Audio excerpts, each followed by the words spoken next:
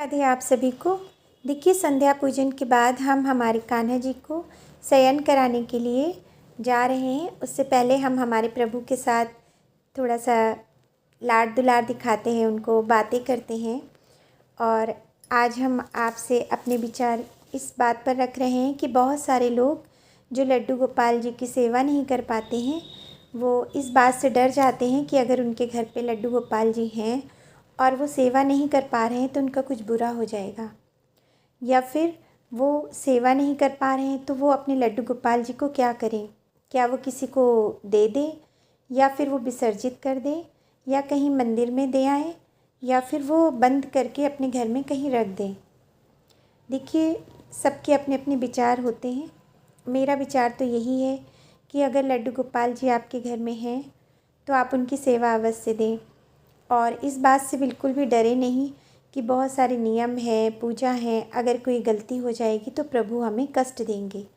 जी नहीं, हमारे भगवान तो करुणावत्सल हैं, भक्तवत्सल हैं, करुणामयी है मेरे प्रभु। तो आपको डरने की आवश्यकता नहीं है। जो भी आपकी यथा स्थिति हो, जैसा भी आपके पास समय हो, आपके उसके अनुसार अपने प्रभु से बात कर लें और उनसे प्रार्थना कर लें कि हे भगवान, हम इस प्रकार से आपकी सेवा दे पाएंगे। हम बहुत ज़्यादा विधि विधान से आपकी सेवा पूजा अर्चन करने में असमर्थ हैं प्रभु। तो मेरे भावों को समझते हुए आप ऐसे पूजा ग्रहण करें।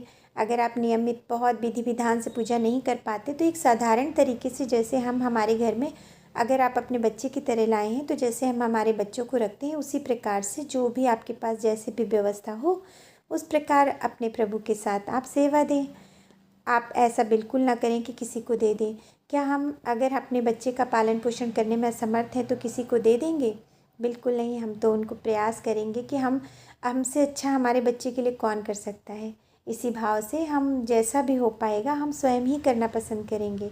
इसी तरह से क्या हम बक्से में बंद कर देंगे या विसर्जित कर देंगे और या किसी को दे देंगे?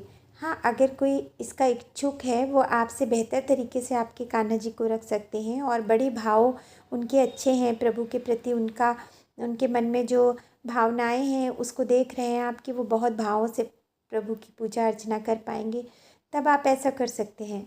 अन्यथा अपनी जिम्मेदारी किसी और पे छोड़ना अच्छी बात नहीं है।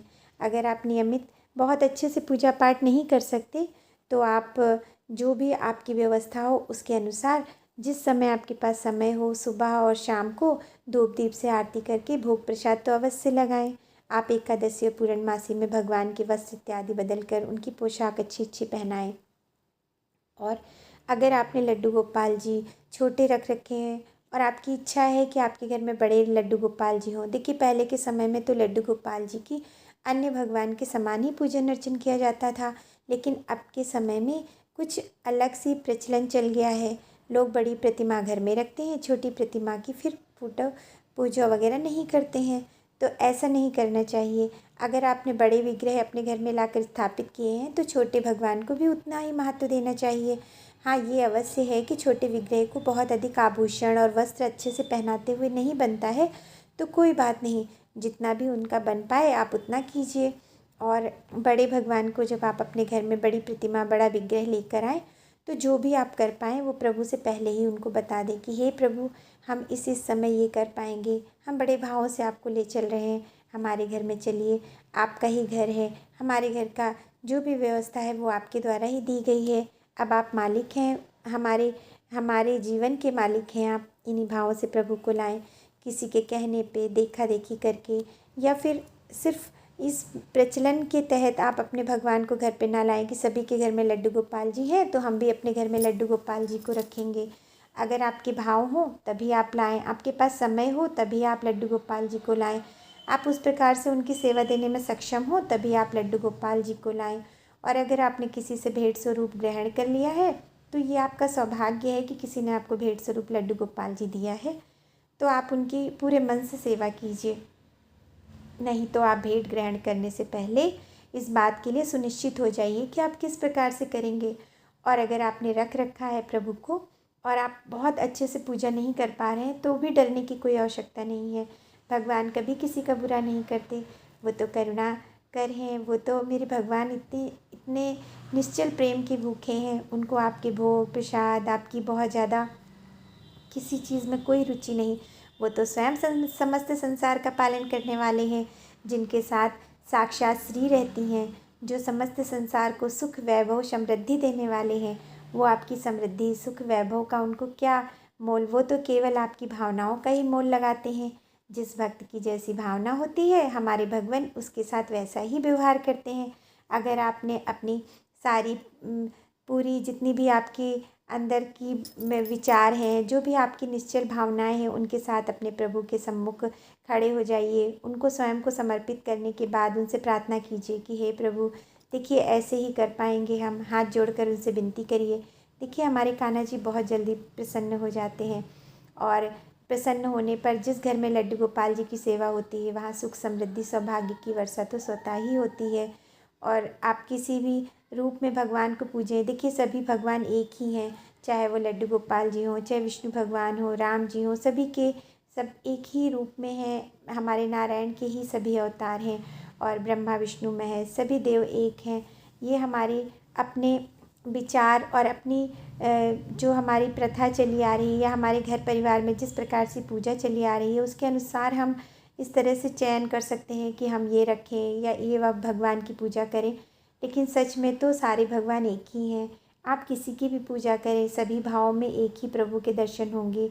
हमारा पूजा का ध्येय यही होता है कि ईश्वर की कृपा हम पर बने, और हमारी सुख समृद्धि सौभाग्य बढ़े, हमारे अच्छे विचार, हमारी आध्यात्मिक उन्नति हो, हम विचारों से सुंदर होते जाएं, हमारे बच्चों पर, हमारे परिवार पर ईश्वर की कृपा रहे। इन्हीं भावों के साथ हम भगवान की पूजन अर्चन करते हैं। प्रतिदिन हम इन्हीं भावों के साथ में अपने प्रभु की भी पूजन अर्चन करते हैं कि उनके साथ एक हमारा संबंध बने, और जिससे हमारा जीवन सफल हो जाए। जो भी हमारी स्थितियां हैं, उसमें हमारे प्रभु की कृपा बनी रहे। इसलिए किसी भी प्रकार से मन छोटा ना करें कि हम पूजा नहीं कर पा रहे हैं। हाँ, ये अवश्य है कि अगर प्रभु आपके घर में हैं और आप प्रयास करें, तो आपके पास समय अवश्य निकल आएगा। ऐसा तो हो ही नहीं सकता कि आपकी इच्छा हो पूजा करने की और आपके पास समय ही ना हो।